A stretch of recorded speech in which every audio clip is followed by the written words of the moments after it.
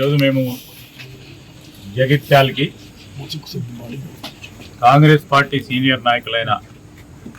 గౌరవ జీవన్ రెడ్డి గారిని మర్యాదపూర్వకంగా ఈరోజు జిల్లాలో రాష్ట్రంలోనే కాంగ్రెస్ పార్టీ పెద్ద దిక్కుగా ఉన్న జీవన్ రెడ్డి గారిని కలవటానికి నేను మరి అదేవిధంగా లక్ష్మణ్ కుమార్ గారు, ప్రభుత్వ విప్పు ఆది శ్రీనివాస్ గారు, ప్రభుత్వ విప్పు మా పెద్దపల్లి శాసనసభ్యులు విజయరమణారావు గారు, అదేవిధంగా మా రాష్ట్ర చైర్మన్ తయార్ సాబ్, మా మోహన్ గారు, సోదరులు నర్సింగ్ గారు అందరం కూడా రావటం జరిగింది. ఎప్పుడు కూడా రాష్ట్రంలో కాంగ్రెస్ పార్టీ అధికారంలో ఉన్నా లేకున్నా ఈరోజు కార్యకర్తల పక్షాన కాంగ్రెస్ పార్టీ నిలబెట్టాలని వారు చూపెట్టిన అనేక సందర్భాల్లో వారి బాటల్లో నడవడానికి మేమందరం కూడా ప్రయత్నం చేస్తూ ఉంటాం. ఈరోజు కాంగ్రెస్ పార్టీకి సంబంధించి అనేక సందర్భాల్లో కూడా వారు పెద్దలు జీవన్ రెడ్డి గారు శాసన మండలిలో కానీ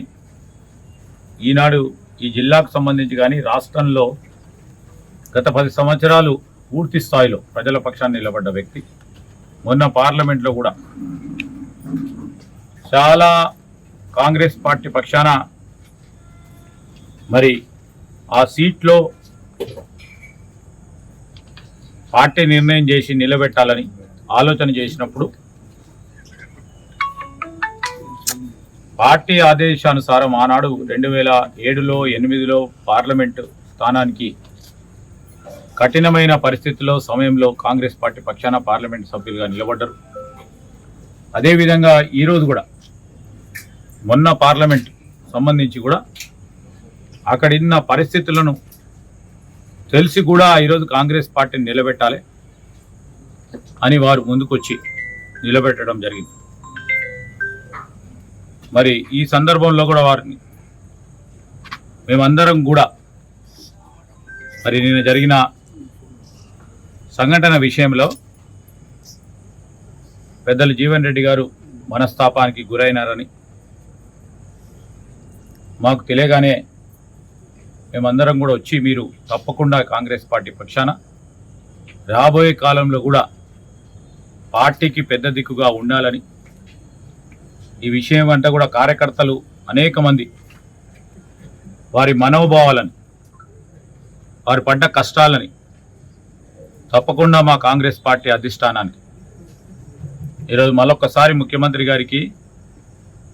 మా ఇన్ఛార్జ్ అయిన దీపాదాస్ మున్షి గారికి, కేసీ వేణుగోపాల్ గారికి, మరి అఖిల భారత కాంగ్రెస్ పార్టీ అధ్యక్షుడు ఖర్గే గారి ముందట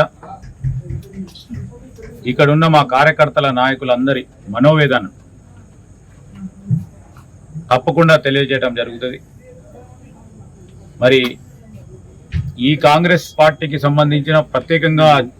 జగిత్యాల్ కాంగ్రెస్ పార్టీ నాయకులు, కార్యకర్తలు చాలా కష్టపడి ఈరోజు ఇక్కడ